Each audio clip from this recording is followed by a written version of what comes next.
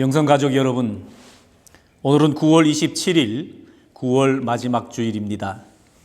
오늘도 변함없이 건강을 잘 지키고 계시리라 생각을 하겠습니다. 우리는 코로나 바이러스 사태로 인해서 지난 6개월 반 동안 이렇게 유튜브 방송으로 예배를 드렸습니다. 처음 있는 일이어서 저에게도 어색한 시간들이었는데 여러분들도 참으로 힘든 시간이었을 것이라 생각합니다. 그러나 이제 방송으로 예배하는 일은 오늘로 끝이 나게 됩니다. 지난 6개월 반 동안 성도들이 방송으로 은혜롭게 예배할 수 있도록 영상 작업을 해주신 장배석 집사님께 다시 한번 감사를 드립니다. 많은 시간이 소요되고 힘든 일임에도 불구하고 불평과 원망 없이 묵묵히 일해 주셔서 박수를 보내드립니다. 이제 다음 주일은 10월 4일, 10월 첫 주일이 됩니다. 말씀드린 대로 성전에서의 주일 예배가 재개가 됩니다. 시간은 종전대로 오후 1시 30분에 예배를 시작합니다. 그래서 교회에 오실 때에 필요한 주의사항을 몇 가지만 말씀을 드리겠습니다. 교회에 오실 때는 마스크를 반드시 착용을 해주시고 또 교회 안에 들어오시면 빛이 된 손 소독제로 손을 꼭 소독해 주시기를 바랍니다. 그리고 성전에 오시면 지정된 좌석에 앉아주시면 됩니다. 그리고 안내를 맡으신 분들은 예배 전에 좀 일찍 나오셔서 준비된 소독제로 사람들의 손이 닿을 수 있는 곳, 문고리나 의자 등에 사람들의 접촉할 수 있는 곳을 미리 소독하는 일에 협력해 주시기를 바랍니다. 그리고 성전에 들어오실 때는 주차장이 있는 쪽에 문 쪽으로 이렇게 들어오시고 나가실 때는 정문으로 나가셔서 이제 주차장으로 가시면 되겠습니다. 그러니까 입구와 출구를 다르게 한다는 것을 말씀을 드립니다. 아무튼 오늘만 이렇게 유튜브 방송으로 예배를 한 번 더 드리시고 다음 주일인 10월부터는 성전에서 예배하는 것을 기대하실 수 있기를 바랍니다. 자, 오늘도 이렇게 유튜브 방송으로 예배를 드립니다. 이렇게 방송으로 드리는 예배 속에서도 하나님의 특별하신 은혜가 있으리라 생각합니다. 비록 방송으로 드리는 예배이지만 온 가족이 함께 모여 경건하게 드리실 수 있기를 바랍니다. 금주 성경 읽기는 구약 시편 137편 말씀부터 잠언 12장까지를 읽으시면 되겠습니다. 이제 성경 본문을 읽고 말씀을 전하도록 하겠습니다. 오늘 본문은 신약 성경 마태복음 17장 1절 말씀부터 8절까지의 말씀입니다. 제가 성경을 읽을 때에 여러분들도 찾으신 성경으로 함께 봉독하실 수 있기를 바랍니다. 신약 마태복음 17장 1절 말씀부터 8절까지를 봉독하겠습니다. 여세 후에 예수께서 베드로와 야고보와 그 형제 요한을 데리시고 따로 높은 산에 올라가셨더니 그들 앞에서 변형되사 그 얼굴이 해같이 빛나며 옷이 빛과 같이 희어졌더라. 그때 모세와 엘리야가 예수와 더불어 말하는 것이 그들에게 보이거늘 베드로가 예수께 여쭈어 이르되 주여 우리가 여기 있는 것이 좋사오니 만일 주께서 원하시면 내가 여기서 초막 셋을 짓되 하나는 주님을 위하여 하나는 모세를 위하여 하나는 엘리야를 위하여 하리이다. 말할 때에 호련히 빛난 구름이 그들을 덮으며 구름 속에서 소리가 나서 이르시되 이는 내 사랑하는 아들이요 내 기뻐하는 자니 너희는 그의 말을 들으라 하시는지라. 제자들이 듣고 엎드려 심히 두려워하니 예수께서 나와 그들에게 손을 대시며 이르시되 일어나라 두려워하지 말라 하시니 제자들이 눈을 들고 보매 오직 예수 외에는 아무도 보이지 아니하더라. 아멘.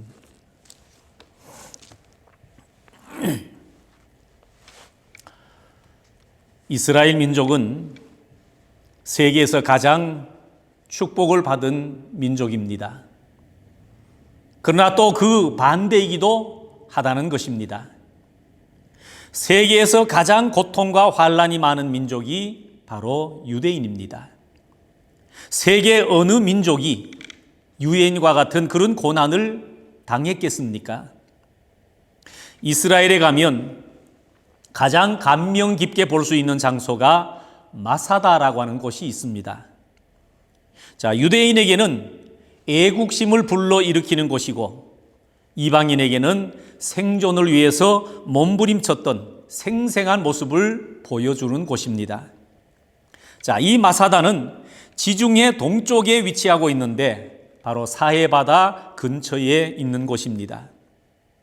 지금은 케이블카가 놓여져 있어서 그 케이블카를 타고 이렇게 올라가는데 높이가 한 400m쯤 올라가는 천연 요새입니다. 사방이 깎아지를 듯한 절벽으로 되어 있어서 쉽게 그곳을 점령할 수가 없는 곳입니다. 자, 이곳에 신약 성경에 나오는 헤롯 왕이 자기 별궁을 지었습니다. 2000년 전에 더운 물과 찬물이 나왔고 난방 시설이 되어 있었고 침실이 모자이크로 장식이 되어 있었습니다. 또 빗물을 모아서 사용할 수 있도록 물 저장고가 만들어져 있고 비둘기를 키워서 단백질을 공급할 수 있도록 그렇게 했었습니다. 바위산 꼭대기에 길이가 600m 또 너비가 240m 대략 짐작을 해볼 수 있을 겁니다. 이 정도 되는 곳인데 높은 곳에 있으니까 사방이 다 내려다 보이는 그런 곳입니다. 헤롯은 그곳에다 별궁을 지어놓고 한 번도 들어가 보지 못하고 그는 죽었습니다. 예루살렘 성이 로마에 의해서 주 70년에 망하게 됩니다. 그 로마에 저항을 하던 열심당원 같은 3천여 명의 사람들이 이 마사다에 올라가서 버티다가 주 73년경에 함락이 됩니다. 자, 그곳이 점령되기 전에 그곳에 올라갔던 모든 사람들이 자살을 해서 죽습니다. 그 방법을 보면 10명의 사람이 칼을 들고 다른 사람 10명을 죽입니다. 그래서 죽이고 하다가 끝에 남은 10명도 서로가 서로를 죽이고 그렇게 맨 마지막에 남은 한 사람이 스스로 목숨을 끊었습니다.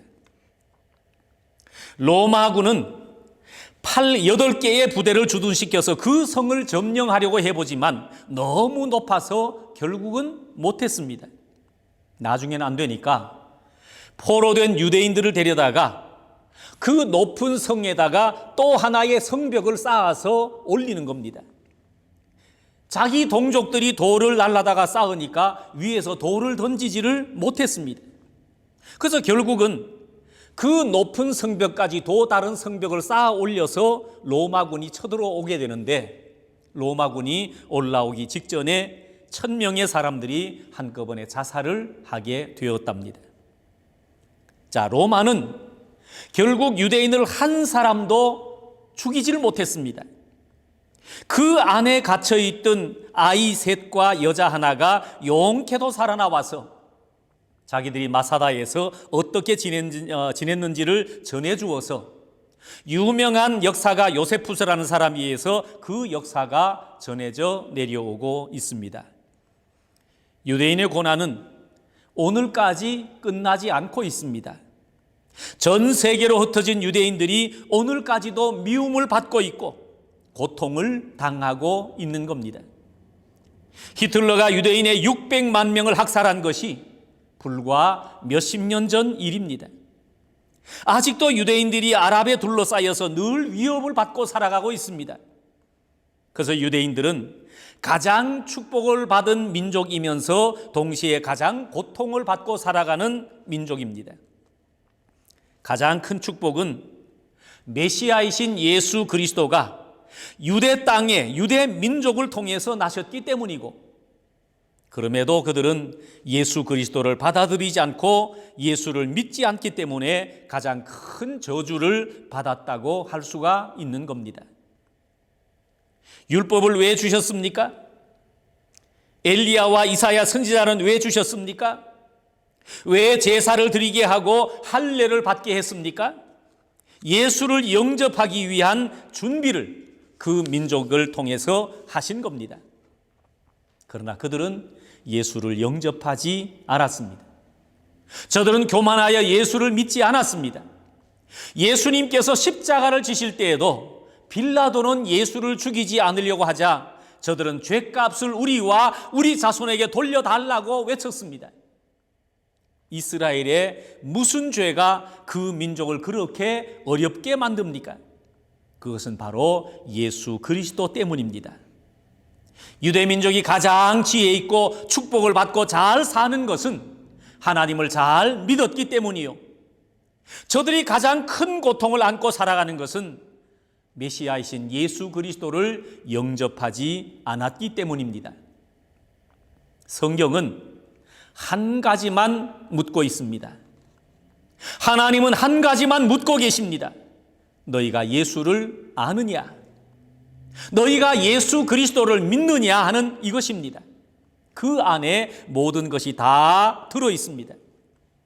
예수를 믿으면 모든 것을 다 한 것이고 예수를 믿지 아니하면 모든 것이 다 없는 것입니다. 예수 그리스도를 믿지 않는 것은 모든 죄를 다 지은 것입니다. 하나님께서는 장차 우리가 심판대 앞에 섰을 때에 우리에게 던지는 질문은 단 한 가지뿐입니다. 너희가 내 아들, 내가 너희를 구원하기 위해 보낸 예수 그리스도를 너희가 믿느냐 하는 겁니다. 우리가 아무리 잘한 것이 많다고 할지라도 예수 믿는 것을 따를 수가 없고 이 세상의 모든 부와 지혜와 능력을 다 가지고 있다고 해도 예수를 소유하지 않으면 아무것도 없는 것입니다. 하나님의 아들이신 예수 그리스도를 아는 것은 어찌 세상 지식 조금 아는 것과 비교할 수가 있겠습니까?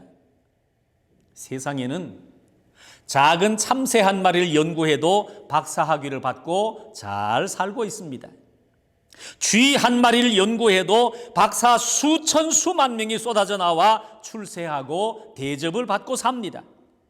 그렇다면 천지 만물을 창조하신 우주의 주인 되시는 하나님을 알고 그 아들 예수 그리스도를 알 때 그 사람은 얼마나 지혜 있는 사람이며 얼마나 복 있는 자가 되겠습니까? 그래서 성경은 예수를 아는 것이 최고의 지식이라고 말씀하고 있는 겁니다. 바울은 예수를 아는 것이 가장 고상한 지식이라고 말했습니다. 예수를 모른다면 천국 가는 길을 모르는 사람이요, 구원의 길을 모르는 사람이니 얼마나 어리석고 불쌍한 사람이겠습니까? 세상은 지식을 얻기 위해서 모든 것을 팔고 명예를 얻기 위해서 모든 것을 버리고 국회의원이 되기 위해서 자기의 모든 것을 투자하는 것은 세상에 귀한 것을 얻으려고 하는 것입니다. 성경은 모든 것을 다 버릴지라도 예수 그리스도를 얻으라고 말씀하고 있습니다. 신약의 사도 바울은 그렇게 살았습니다. 오늘날로 말하면 하버드 대학의 총장 정도의 지식을 갖고 있었지만 바울은 예수를 믿은 후에 그 모든 것을 다 분토와 같이 버렸다고 했습니다. 빌립보서 3장 7절로 9절까지의 말씀을 보면 그러나 무엇이든지 내게 유익하던 것을 내가 그리스도를 위하여 다 해로 여길 뿐더러 또한 모든 것을 해로 여김은 내 주 그리스도 예수를 아는 지식이 가장 고상하기 때문이라. 내가 그를 위하여 모든 것을 잃어버리고 배설물로 여김은 그리스도를 얻고 그 안에서 발견되려 함이니 그랬습니다. 바울이 버리는 목적은 그리스도를 얻기 위해서였습니다. 예수 그리스도에 비하면 다른 모든 것은 배설물과 같다고 여겼기 때문입니다. 대통령이 되면 다른 모든 공직은 다 버립니다. 왜냐하면 대통령의 직위가 가장 높기 때문입니다. 가장 영광스럽기 때문입니다. 다른 지위를 다 가져도 대통령 지위 하나만 못한 겁니다. 그러나 미국에서는 나는 모든 것을 다 버릴지라도 하나님이 맡겨주신 교회에서의 직분만큼은 버릴 수 없다, 이렇게 말하는 대통령이 여럿 있었습니다. 왜 그렇습니까? 대통령의 지위도 높지만 그보다 더 귀한 것은 우리 주 예수 그리스도이기 때문입니다. 로마라고 하는 나라는 모든 것을 다 버리고 나서야 그리스도를 얻었는데 313년에 기독교를 공인하고 323년에 기독교를 국교로 인정한 다음에 로마는 세계에서 가장 앞서가는 민족이 되었습니다. 그들의 정치, 경제, 사회, 군사, 교육 모든 분야에 전 세계를 지배하게 되었고 가장 강력한 국가로 나아갈 수가 있었던 겁니다. 오늘 본문을 보면 예수님께서 높은 산에 올라가셨습니다. 그리고 그 산에서 변화하셨습니다. 기도하는 중에, 영광 중에 변화하신 겁니다. 예수님의 제자들 중에 베드로, 야고보, 요한 이 세 명이 따라갔는데 예수님의 모습을 보니 하늘의 영광으로 충만하셨습니다. 그때 그 유명한 모세와 엘리야도 나타나서 그리스도의 영광에 함께 참여했습니다. 세 명의 제자가 보고 있다가 주님께 말하기를, 주님, 우리가 여기 있는 것이 좋사오니 이곳에 초막 셋을 짓는 것이 좋겠습니다. 하나는 주님을 위하여, 또 하나는 모세를 위하여, 또 하나는 엘리야를 위하여 짓는 것이 좋겠습니다. 그때 하늘로부터 하나님의 음성이 들려옵니다.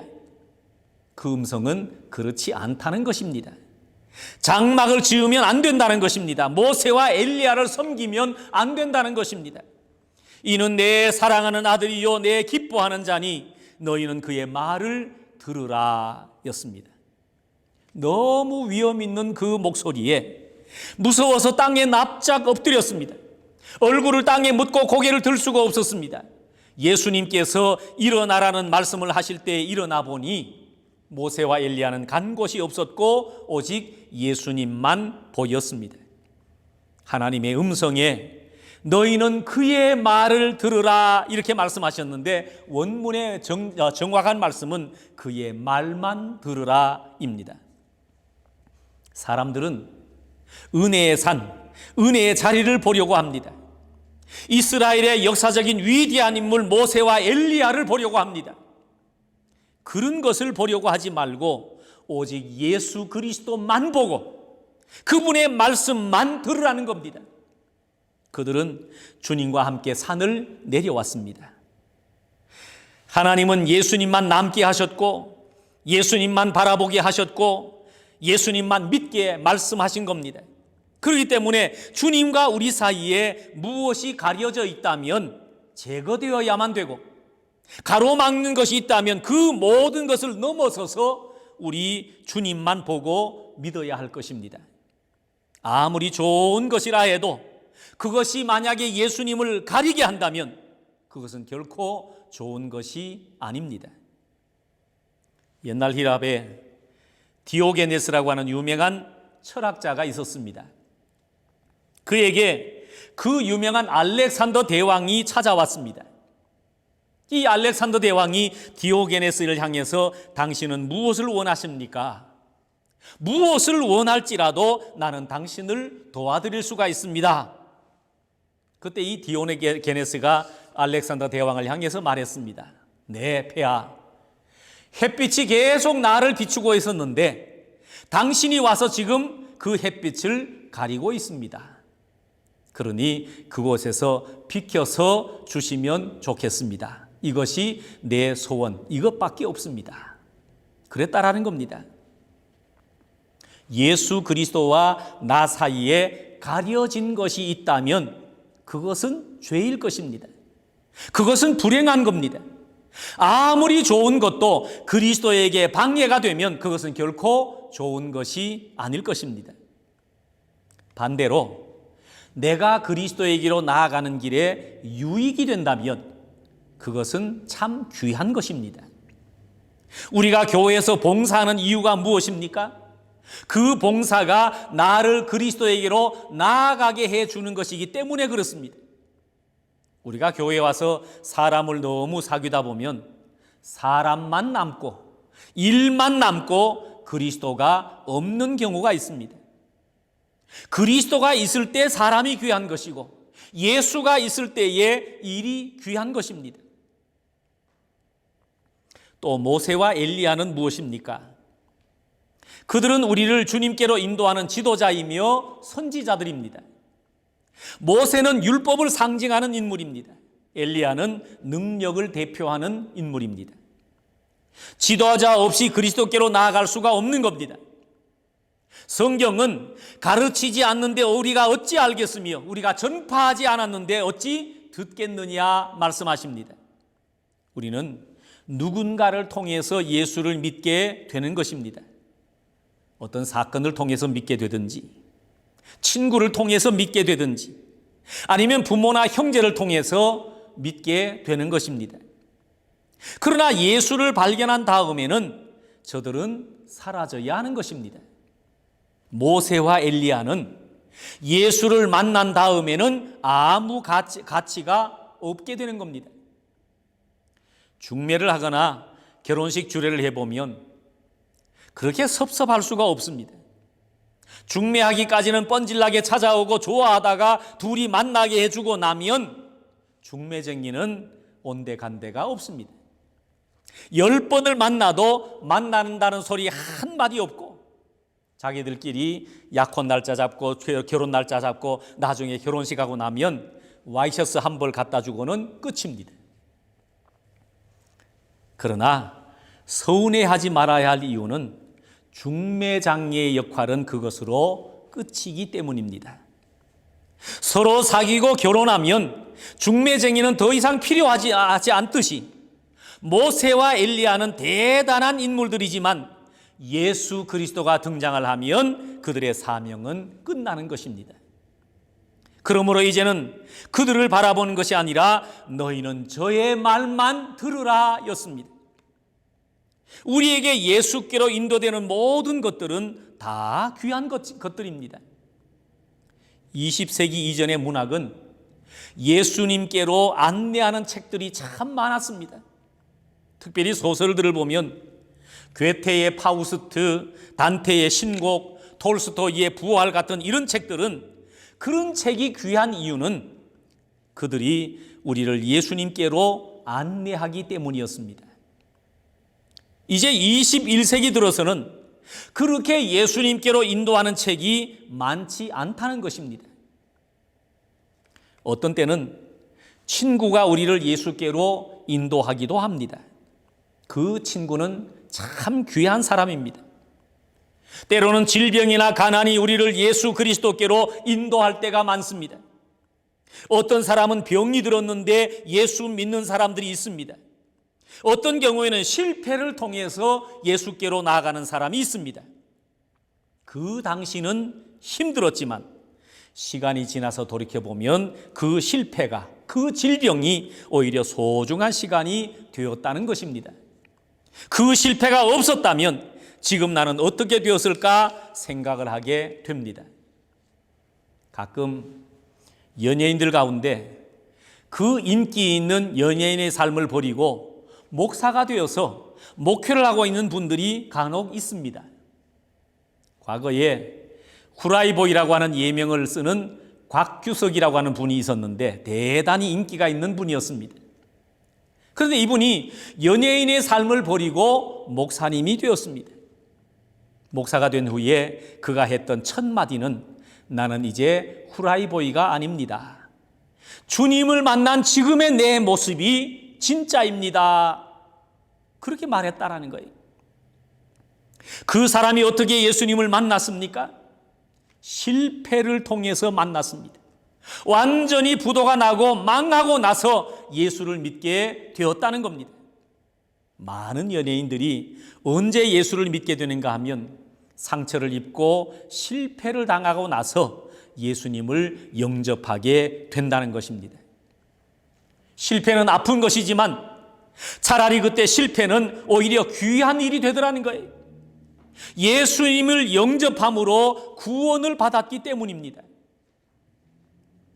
어떤 정형외과 의사는 날마다 수술대에서 수술을 할 때에 뼈와 뼈 사이를 이어주기 위해서 못을 박는다고 합니다. 그때 이 사람은 예수님께서 십자가에서 못 박히는 것을 생각한다고 합니다. 예수님께서 나 때문에 그 고난을 당하셨는데 얼마나 아프셨을까? 자신이 못을 박으면서 깨달았던 겁니다.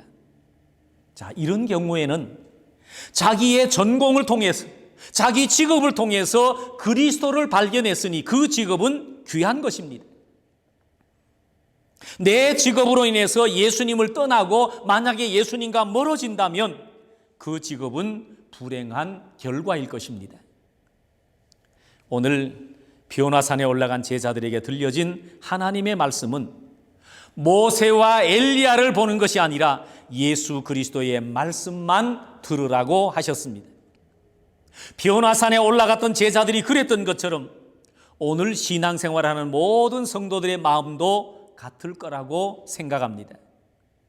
우리가 신앙생활을 하면서 비오나산 위에 있었던 일들을 경험한다면 얼마나 은혜가 될까요? 그런 영광을 누리고 싶은 것은 모든 신앙인들의 바람일 것입니다.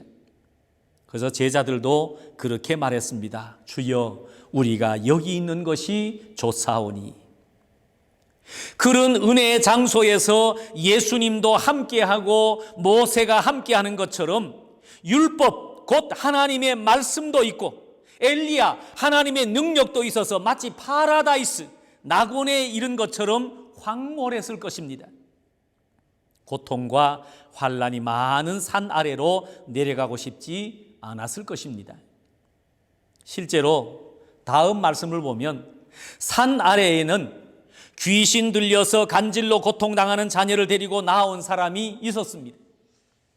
그런 고통이 없고 황홀한 은혜가 가득한 곳, 여기가 좋사오니, 이 말을 했던 제자들은 무엇을 보고 그런 말을 했을까요? 아마도 모세와 엘리야를 보았기 때문일 것입니다. 예수님 외에 다른 무언가를 보고 말했다는 것입니다. 오늘 우리의 신앙이 바로 그런 것을 바라보려고 하는 것이 아닌가 하는 생각이 듭니다. 우리가 예수를 믿는 것은 건강 얻기 위해서, 풍성한 물질의 축복을 받기 위해서, 좋은 직장이나 사업장을 얻기 위해서, 그리고 내가 누릴 수 있는 부족함 없는 축복, 이걸 얻기 위해서 예수님께 나온 것은 아닌가 생각해 보는 겁니다. 이것에 대해서 하나님의 말씀은 너희는 그의 말만 들으라 였습니다. 만약에 제자들이 예수님을 바라보면서 여기가 좋사오니라고 했다면 제자들은 평소에도 예수님과 함께 동행을 하고 있었습니다.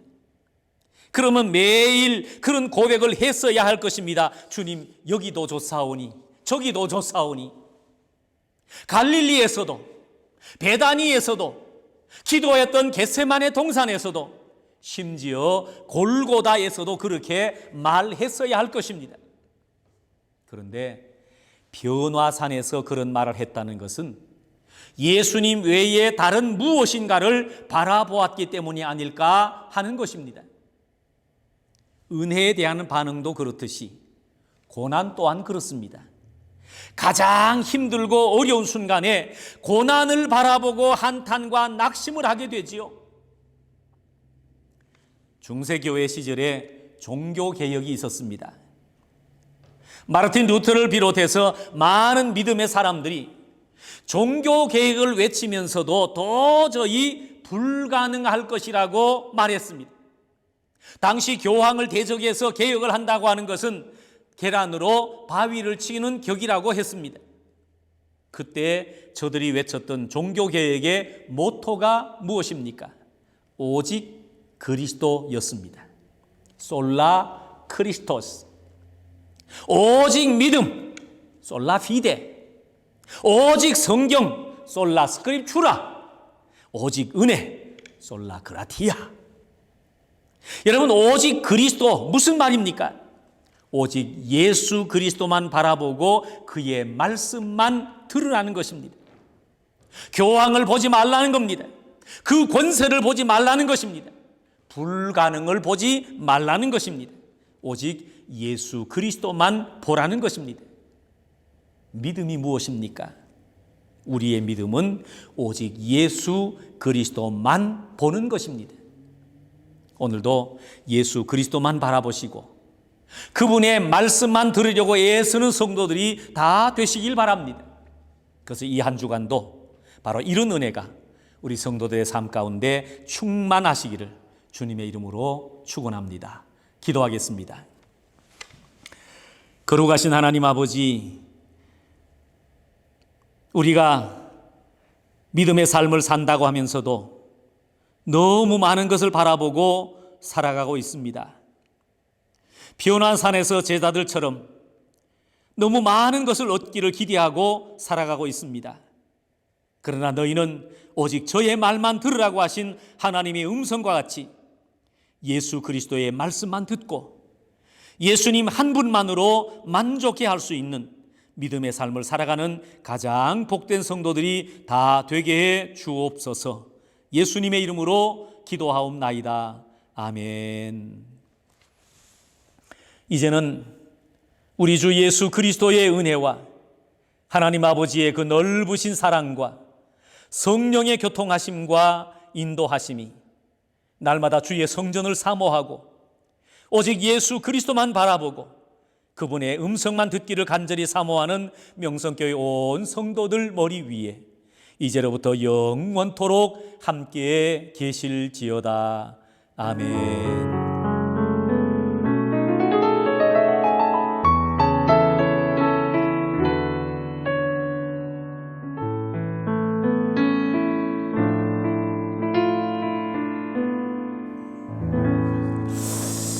자, 수고했습니다.